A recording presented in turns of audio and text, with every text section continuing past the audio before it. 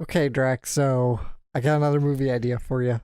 You All ready right. for it? Okay, so what are all the kids into nowadays? I wouldn't. The emotes, yeah, those emotes, those things on the phones that make the You mean like that faces. poop thing? Yeah, yeah. We'll get it, and we'll get Patrick Stewart to make a voice for it, Okay. and we'll fill it with other lots of brands to help pay for it, and yeah. Okay. Do we actually have to use the brand, or can we just come up with some weird derivative within it? Well, we'll have to probably use some of the brands, but then we can come up with some derivatives on the site. No, Okay, let's just alright. use the brands. We'll get more money that way.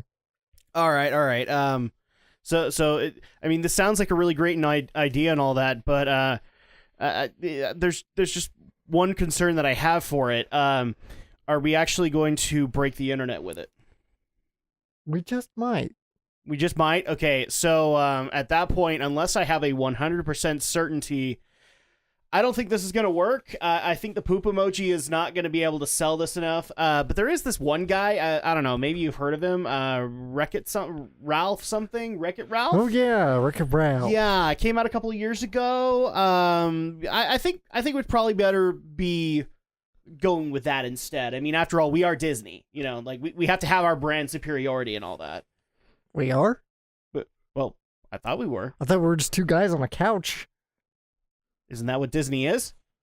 I don't know. I thought Disney was this giant megalo corporation. We that's need to taking figure over this the out world. because we keep on making jokes about the podcast and us having like like a sniper team that whenever anybody talks bad about us, especially us, that we get taken down for it.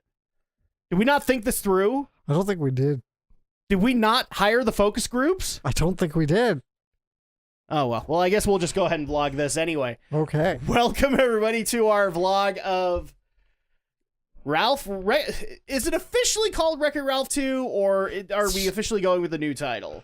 Just Ralph breaks the internet. Yeah, so technically it is Wreck-It Ralph 2, but it's now under the tagline of Ralph Breaks the Internet. So at that point, like, I know that we're probably a couple of weeks off the release here. Part of that is just because of holiday insanity and everything like that. Yeah. But let's go ahead and get into it. And I guess the first thing that we need to approach on the matter is I always, or at least the way that I try to do this is go through a little bit of history. So I since we technically haven't done a vlog on the first Wreck-It Ralph, let's go into our thoughts on that really quick. We saw it together, technically. Yeah. So our thoughts on the original Wreck-It Ralph. I liked the original Wreck-It Ralph. I had fun with it way back then. Oh, when yeah. was that? 2012?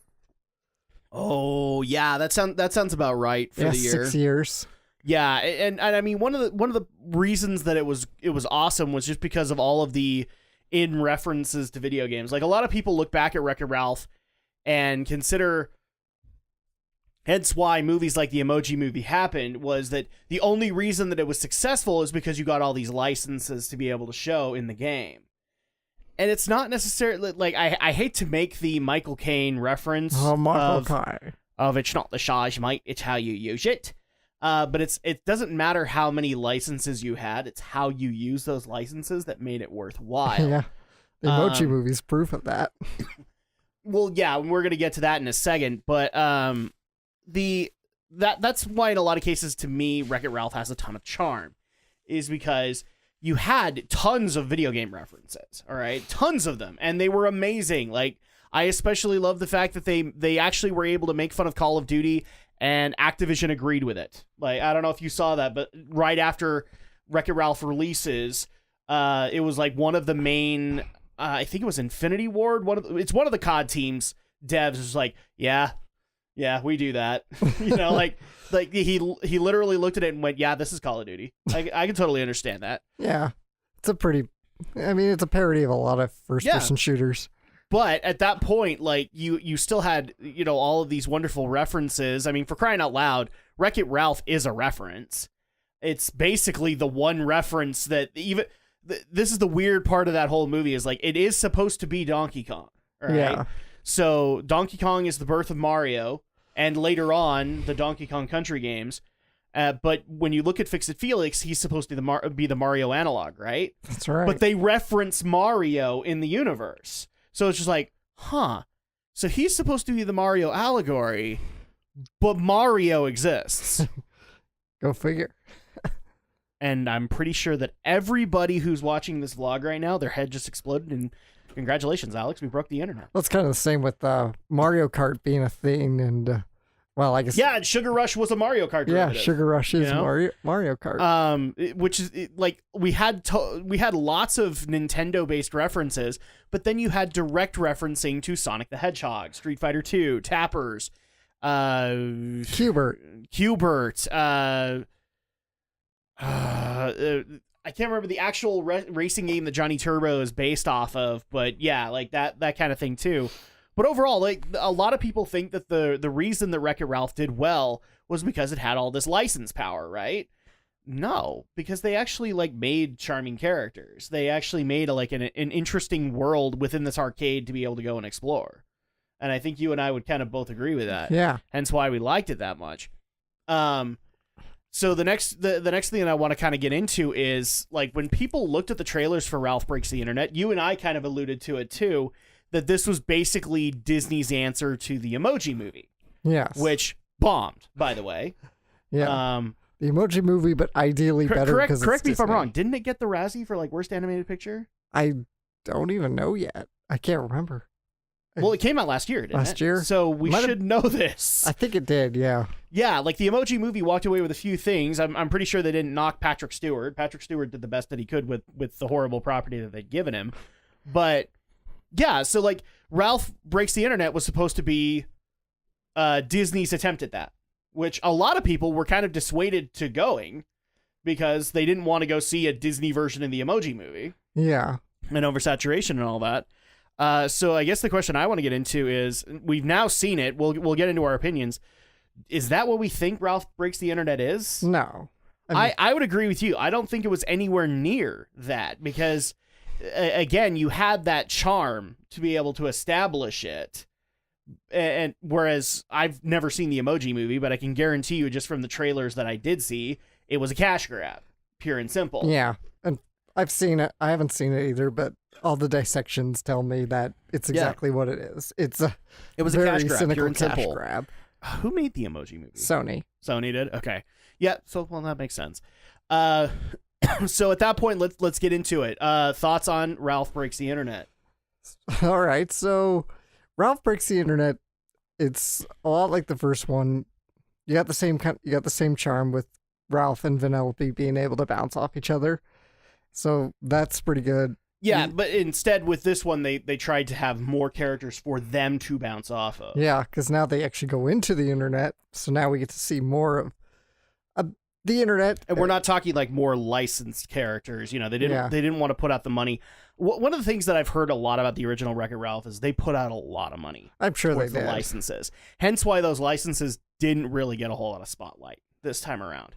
And instead they wanted to create original characters. Yeah. That people could bounce off as well as Disney making fun of itself. Yeah, which is fine, because otherwise you do get Emoji Movie, and then it's just like, oh, look, I know that brand. Well, the funniest part is, like, the reason that people thought it was the Emoji Movie was because Disney was making fun of itself.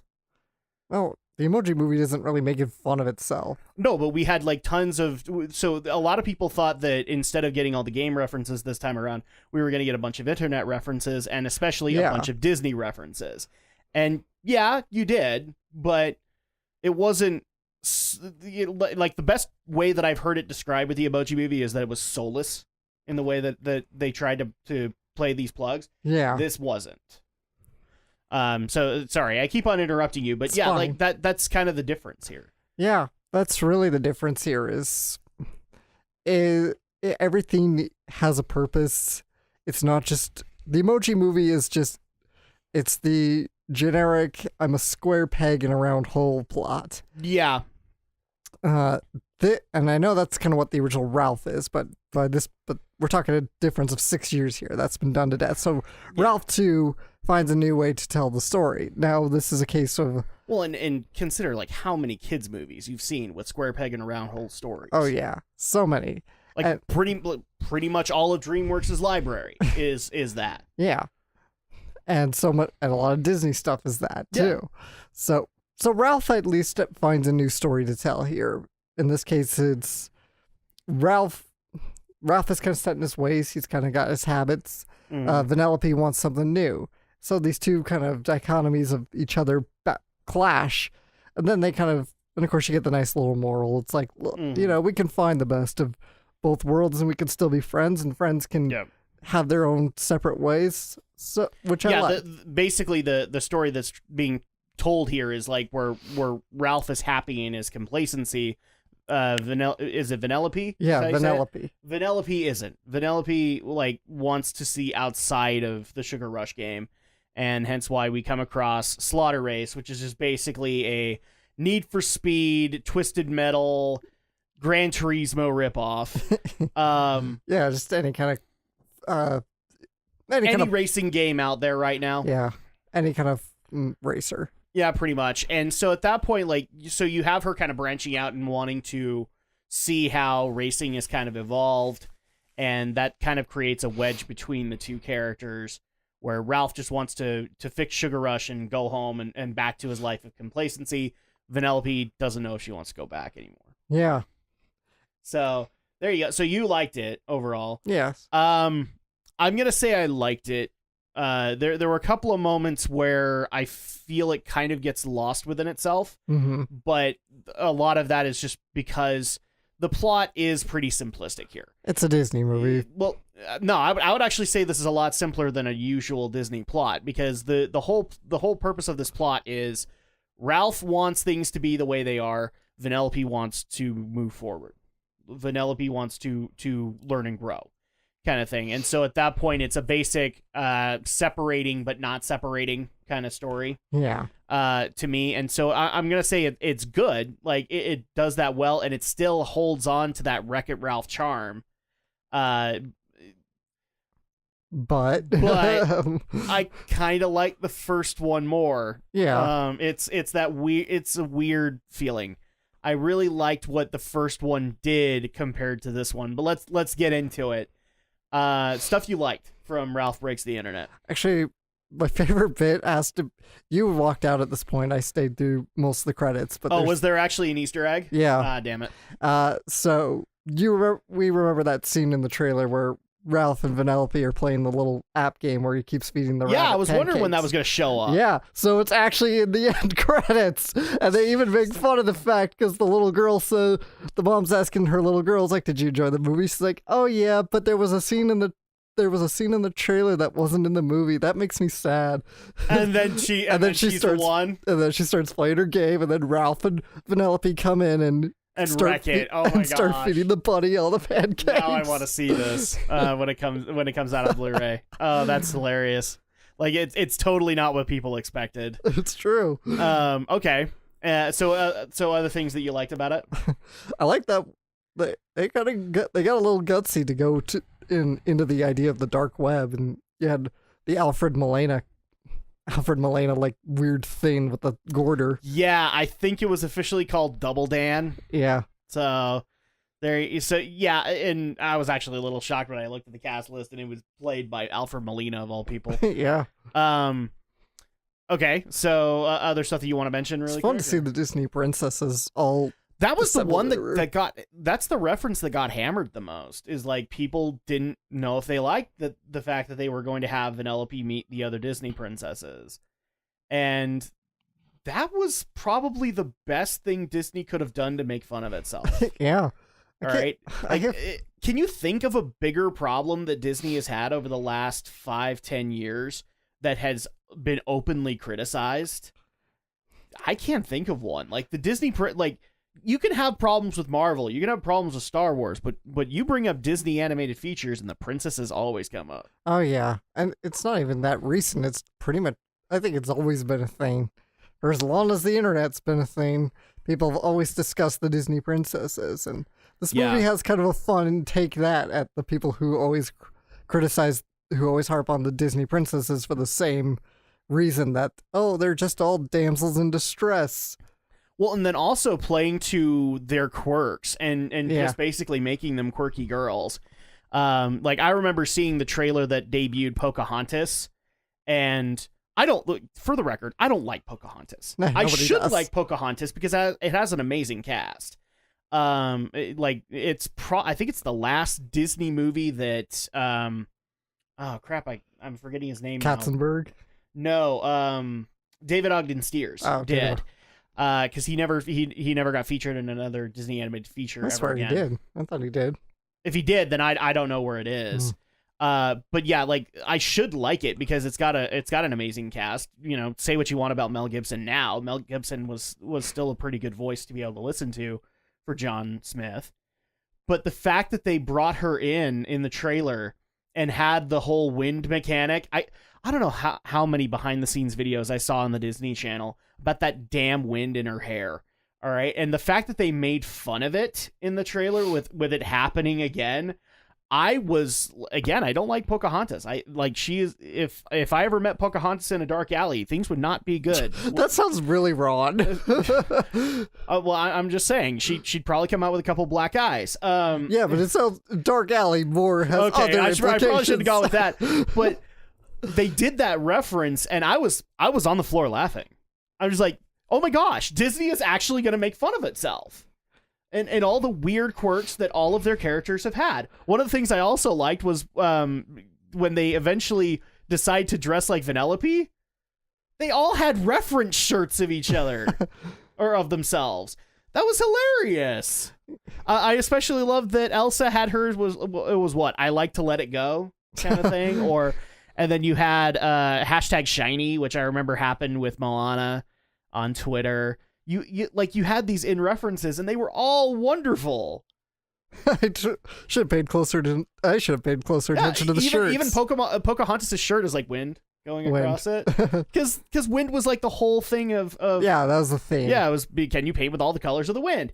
And so I love the fact that they did all of that. The one that kind of got on my nerves was when they brought in Tiana from Princess and the Frog, and they just put her name there because the unfortunate realization is like she's probably one of the best princesses out there as far as example, but nobody can remember her name because nobody saw the movie. Actually, Princess and the Frog had a poor theater reception, but it had like an amazing Blu-ray reception. Oh, that's good. Kind of thing. But still, nobody can remember her name. And she's like the most amazing princess ever, kind of thing. So, like, this was one of those deals that was the one in reference Disney had to make. And it didn't disappoint. Unlike the internet screaming like, don't you dare do it, don't you dare do it. It was probably one of the best solid jokes in the entire thing. It came back. That's how good it was. They had to go save Ralph. And how did they do it? They used all their princess skills to be able to save him. Yeah, that was great. And then we got a really awkward moment with Ralph in a Snow White dress. Yeah. I'm just going to ask the question. There was no way you were going to get those giant hands into those tiny sleeves. You were not going to have that happen. Nope. You weren't. But other stuff that you liked on it. There's more. I'm thinking about it. Yeah. While you're thinking, I'll get into my stuff to give you a little bit of time. I did like the fact that the internet was represented the way it was, and the fact that like you could have easily just had it been a giant cesspool, and it would have made sense. But they actually tried to show that there were positives and there were negatives. Yeah. Of it.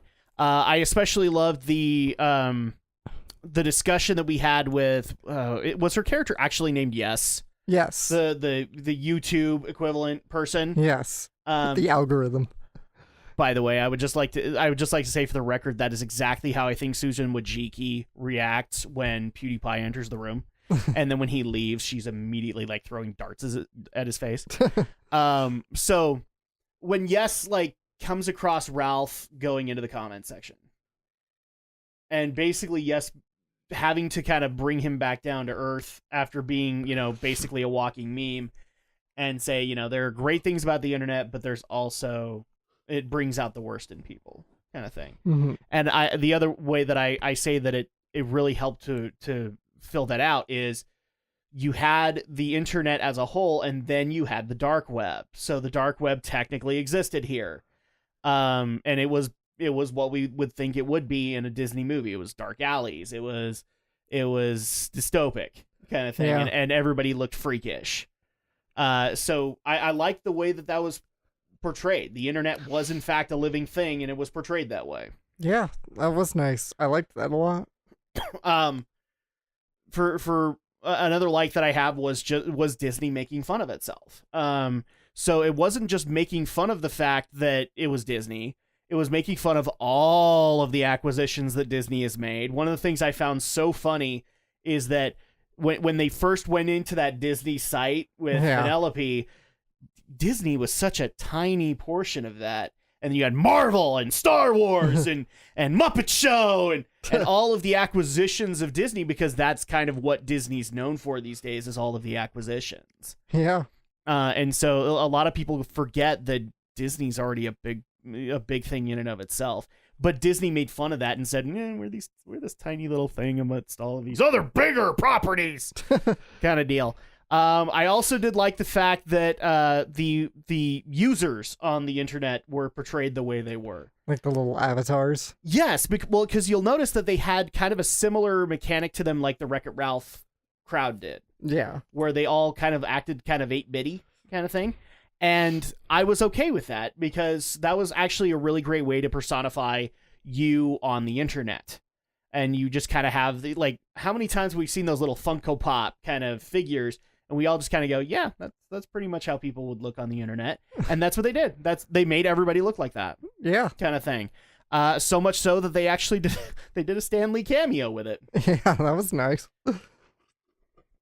So I really like that. I think Disney did a really great job making fun of itself. I've already kind of gone into the Disney princess routine. That was a really great moment that I thought could have honestly, I thought that moment could have blown up in their face if they didn't do it right. Especially when you saw the initial trailer of Cinderella breaking her shoe and to fight off Vanellope. I'm like, ooh, don't go completely don't go completely opposite personality with these girls. Make them real living beings. And that's what they did. Yeah. And so that's Disney making fun of itself. I also did find it funny that the stormtroopers were guarding the princesses, and not stormtroopers that we know them, the Force Awakened ones that people don't like. Oh, yeah. All right. So in order to get to the reference 2.0. that people were not so sure about, you had to go through the First Order stormtroopers to get there. Ooh, yeah, that did not go over well. I also did like the online Q&A concept where everybody was asking really dumb questions, and it was just Groot. Yeah. I am Groot. Which is also voiced by Vin Diesel again. Yes, I found that out too. But I love the fact that you had that one guy going, "In this comic, are you telling me that this was your personality at the time?" I am Groot. and oh, okay, well, thank you. Because you've seen your fair share of Q&A sessions at cons. Yeah. And sometimes the weirdest questions get asked, and there's nothing you can do about it. We've had it when we've done Anime Bonsai. So I like the fact that they personified the things the way that they did. Yeah. Oh, geez. So do you have the other ones, or? I think everything you've pretty much said I liked.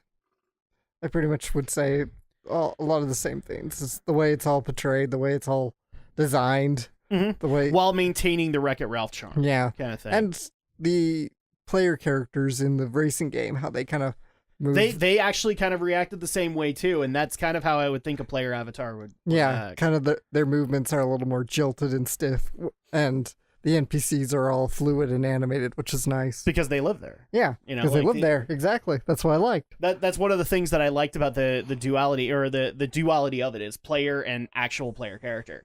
Player character just acts like a thing outside of the world. And then when you would go back to the kids playing them, they'd be just as fluid as anything else. Kind of thing. Another thing that I want to point out is the characters that were created for this. In particular, Shank. From is it Slaughter Race? Yeah, Slaughter Race, who was played by Gal Gadot. Yeah. Another great role for her. Yeah. A lot of people gave her crap for this as well, because if you look at it, Shank is basically the stereotypical Michelle Rodriguez character in any movie kind of thing. So like she's the snarky Latina. Yeah. And the reason I say Michelle Rodriguez character is because Michelle Rodriguez is usually playing that character in most movies. And Gal pulled it off. Gal actually made that character her own and made it a compelling enough character that we were okay with it. Yeah. Like it wasn't as stereotypical as a lot of people made it out to be. She was a badass driver with a heart of gold. Yeah. Kind of thing. Yeah, I liked that character. Yeah, it really actually kind of worked. But even then, all of the other ones, like crap, what was he? JP Spamley, I think is what his name was. He was an endearing character. Even Mr. Was it Mr. Knowsmore? That's what was his name. Yeah. So basically, he was supposed to be Ask Jeeves. Or just any search engine now. Yeah, he was the basic search engine, and he made me think of like I can't remember the kids book series, but like Mr. Happy and Mr. Sad. That's what he looked like to me, and it worked. So yeah, those are pretty much all the positives I have for it. Unless you have anything else, I guess we'll move on to the negatives. No, I have nothing more. Okay, so negatives of Ralph Breaks the Internet. You want to go first? No. Just because I've been talking. I think I'm kind of with what you said. It gets a little lost in itself because there's so much going on. Yeah. It would have, because I mean, at least again, it does all tie back to the overarching theme, and that is Ralph understanding to let Vanellope do her thing. Mm-hmm. But you know, it's like we jump from app to app and game to game, and we see Ralph become a BuzzTube star. And then you see this giant virus Ralph and this. Yeah. And yeah, it gets a little crazy, a little bogged down in the story. It feels like you actually might have had two different movie plots here. Yeah. In a weird way. Because you could have easily done the whole YouTube or like the BuzzTube, the BuzzTube fame, and then all of a sudden literally end on Ralph listening to the conversation with Vanellope and Shank, and then gone into another full-on arc where Ralph went and got the virus and tried to wreck Slaughter Race. You could have easily made two movies with this. Yeah. Kind of thing. And because of that, the movie kind of gets disjointed with it. And like I said, it gets lost in itself. So there are points where there's just reference fests all over, and it's fine because they don't last that long. But once you're there in that moment, you're kind of mired in it. In particular, one of the things that kind of bugged me was Wreck-It Ralph basically trying to pull an Austin Powers and have the dude with the mole with Double Dan. And how we had to reference his little brother, or you couldn't talk about his little brother, and it was basically a cyst on his neck. And so we then had to have Ralph basically make an ass of himself, constantly referencing it. And I'm just like, okay, we get the joke, move on. Oh, that's a classic joke. I had fun with it. I've seen the joke too many times. That's the problem.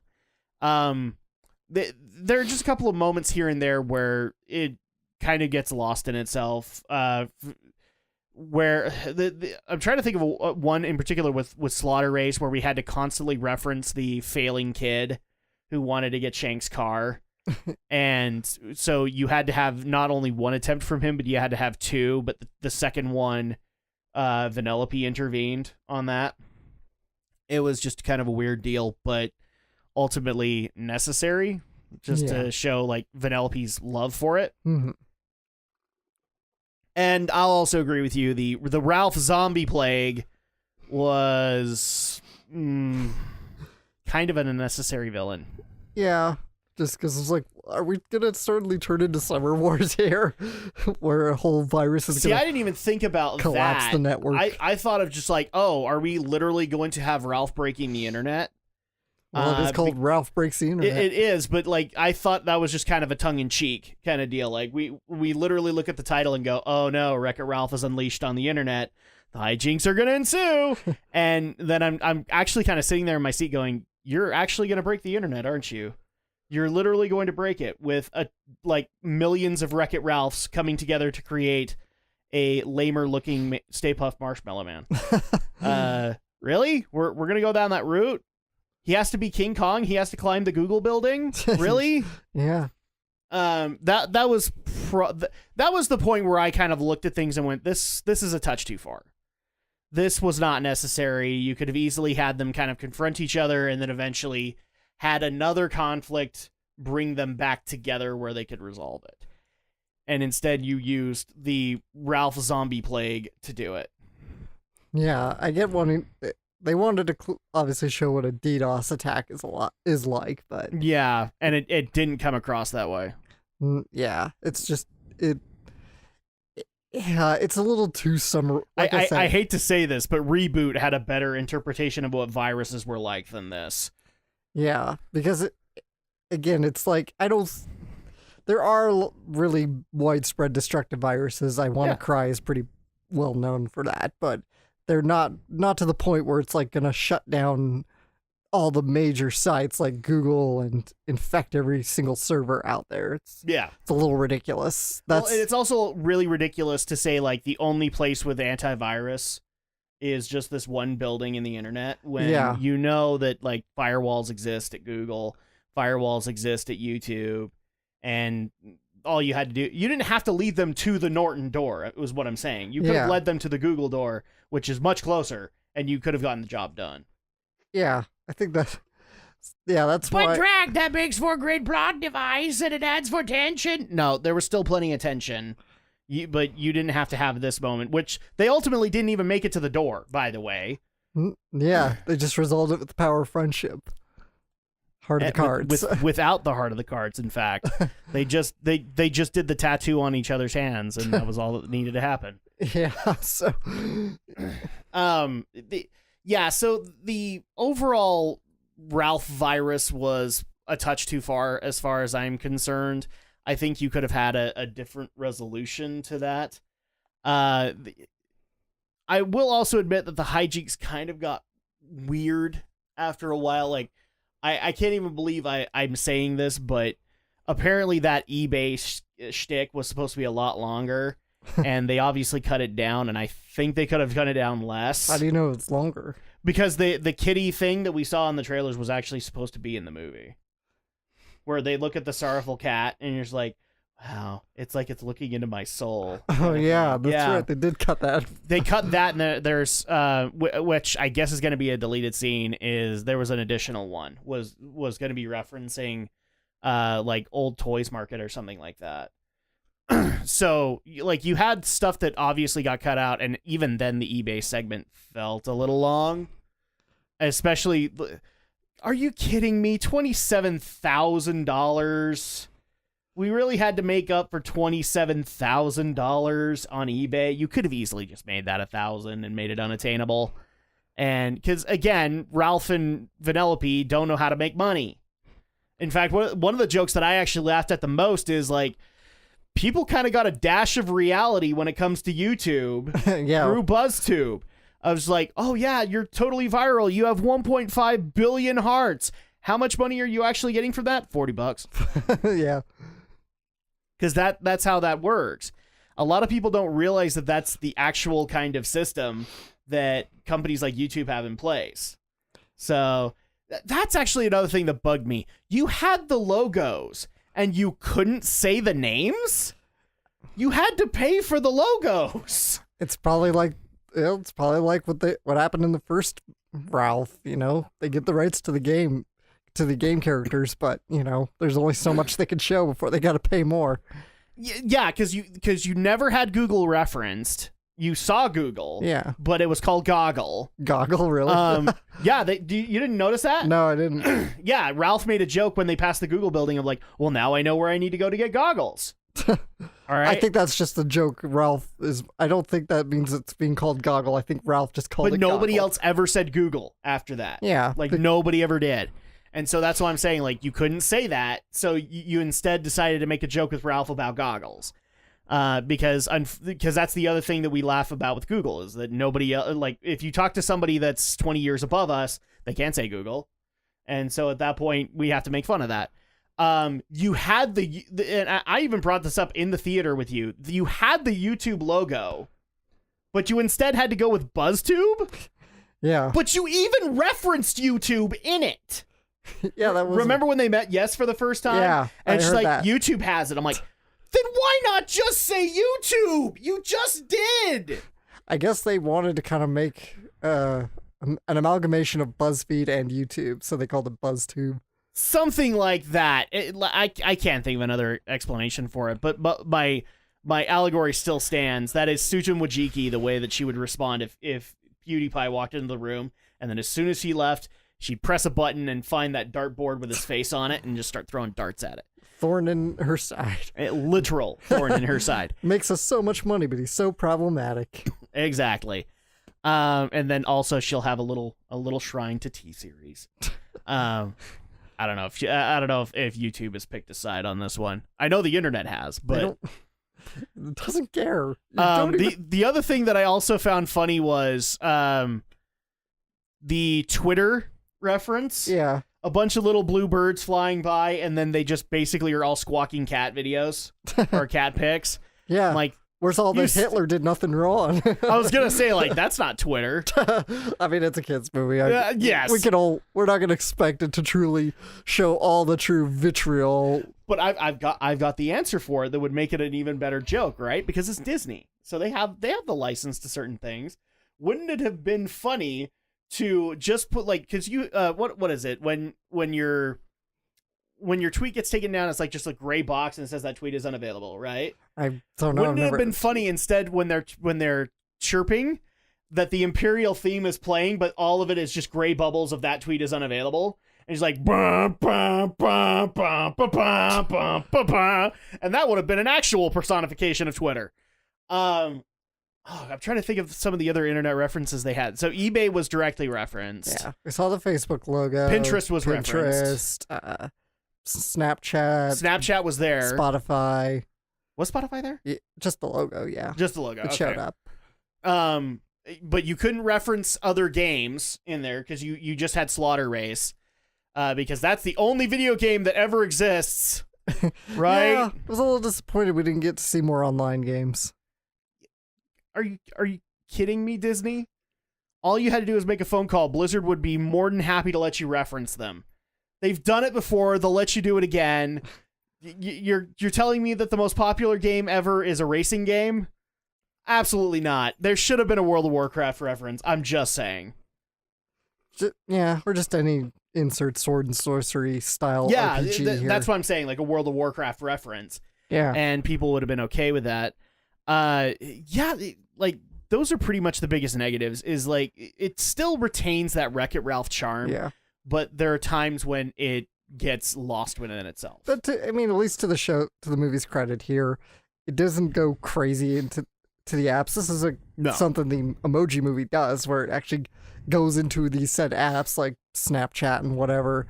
I don't remember what's in the Emoji Movie, but Wreck-It Ralph, the logos are there because they exist, and they're paying the bills. I think what they're basically doing is like they're acknowledging that the logos exist and that these are actually parts of the internet, and then moving on. So kind of thing. You've seen the logo, you know it exists, moving on. Yeah. It's not relevant to the story. We go to eBay because they want to get the steering wheel, and we go into a game, and that's where they keep it. So it all works out. So at that point, I guess we've gone through the positives, we've gone through the negatives. Final verdict on Ralph Breaks the Internet. Overall, fun family film. I enjoyed it.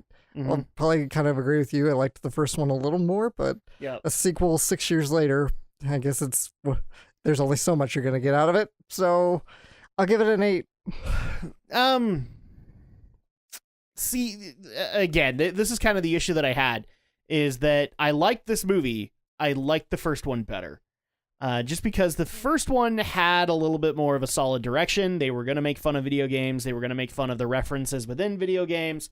And this one, because you had such broad subject matter, you were going to have broadness within the story. Because if you're going to take on the internet right off the bat, then you had to reference so many other things. I'm actually kind of surprised that like Yelp didn't get featured, and just it's a bunch of angry critics in there, all making fun of food. Because you could have done that, but like that's the problem. Is like video games was still very kind of narrow and niche to be able to take on, especially since they narrowed themselves further and restricted themselves to arcade games. And arcades are long since dead. So at that point, like you had a reference there.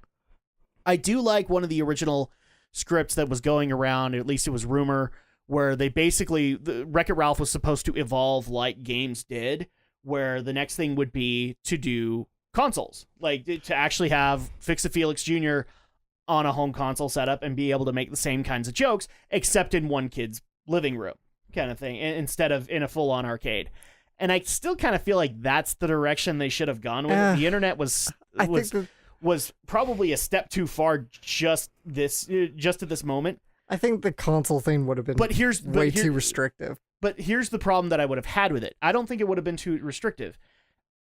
But if you got the movie out in a lot more of a timely fashion, it wouldn't have had that problem. I think the reason that we got with Ralph Breaks the Internet was because we had such a gap in between them. Mm-hmm. And so at that point, you just kind of had to have that logical progression. And also, I do think Disney did it because like they had heard about things like the Emoji Movie happening. Yeah. And so they did literally look at that and go, well, that could be a problem. So let's just go ahead and do our version of it. And so at that point, I'm going to go with a 7. I think it's a solid C effort. I think that there's a lot of charm to it, but it's just when I look at what I've seen in this franchise before, I like that a little bit better. And I think the stories that they were trying to tell were a little bit better than this one. So solid C for me, solid B for you. And then our final thing that we cover is it worth it, roughly? So is it worth it to see this movie in theaters? Yeah. I mean, there were kids in our theater. They were having a ball. So. Yeah. Oh, yeah. They were enjoying the heck out of it. I would say, considering that we're so late to the game, I'm going to approach this like if it were brand spanking new. And yeah, full price would actually work. This is definitely something that would get the kids excited. So you could definitely do that and then put them right to bed and they'd be exhausted. I have a feeling a lot of parents went the matinee route, and probably for good reason, because that works for their kids. Yeah. But yeah, you could do full price on this one. I think it's something that every age group can really enjoy. And I guess that's it. That's pretty much the vlog that we have. We hope you guys have enjoyed. And obviously let us know in the comments what you thought of Ralph Breaks the Internet. Did it satisfy you? Did they use enough memes? Did they use enough GIFs? We don't know. You're going to have to let us know. And the next time you guys are going to see us, I think it's actually just going to be the last movie of the year, because we did have a couple of other things planned, but, well, I have kids. Yeah. And that's creating problems. But we will be back next time as we take on Aquaman. It is Aquaman, right? Yeah, Aquaman. Okay. All right. So we will see you guys then.